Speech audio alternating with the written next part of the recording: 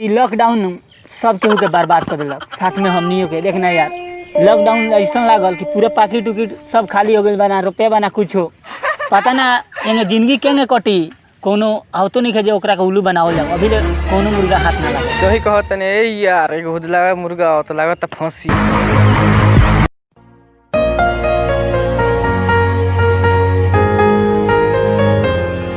ए भाई साहब, हाई बिट्टू मिश्री के घर जानता लोग?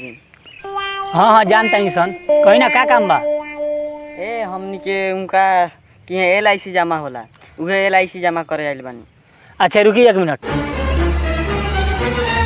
ये यार मुर्गा तो हलाल होके आइल बा, तो अपनी के हलाल करे में का जाता, तो काम कर जाओ।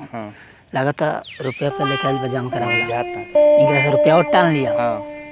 अपन मस्ती कर जाई का? चलिए। हाँ भाई जानता नहीं सन। अरे उहे के हमनी के भेजनी है। काहे ला भेजनी? कनिया जे हमार एगो मतलब जे ग्राहक होता जे रुपया जमा करावे के बा, तो उ भेजले बड़ा हमरा के जे उनकरा से रुपया लेवे के। सही कहता लो। हाँ मर्दे, तारा विश्वास नहीं है का हमनी पे? ना विश्वास बा मर्दे। अच्छा ठीक बा दिया रुपया दे तनी। ठीक बा दिया मर्दे, जल्दी का अब लेट होता, क्या करी सन? कनिए जल्दी लेके आओ। अरे देख लो, हमार नाम लिखवा दियो। हाँ लिखवा दे मर्दे, पैसा तो ओरिजिनल लागता। ठीक बा चलता नहीं। हाँ चली और काम हो जाई, टेंशन मत लेम तनको। ठीक बा।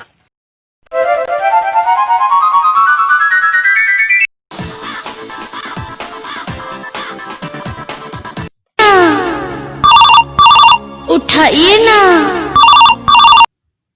हाँ हेलो, का हाल खबर बा? बोली ना, का कहतानी? का हो कहले रहल पैसा कालुए जमा करे के, अभी ले जमा ना कइल, का भइल? बाक महाराज रउआ ई क्या कहतानी, हम कालुए रुपया दे देनी। दिमाग ठीक ठाक बानू? केकरा के पैसा दे देले बड़ा लबरई के?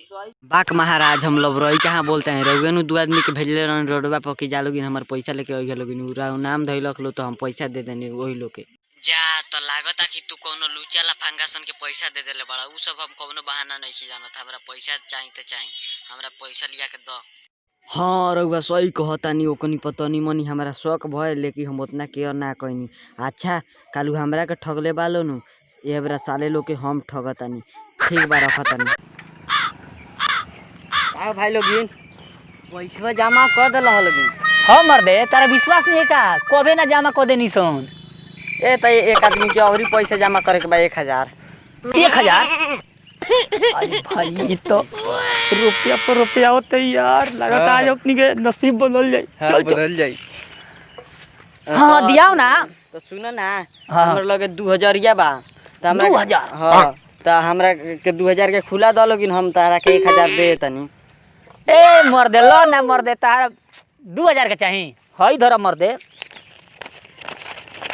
गिन लो, देखो 4 को 5 आई बा। लो 2000 के खुदरा द 2000। हाँ सब असली है, रुका देता नहीं। दिया मिली यार। साले लगिन हमरे पैसा एथी कह के तनी LIC जमा करे बा, लगिन भगबो लगिन कि ना? भाग जल्दी भाग रे, भाग।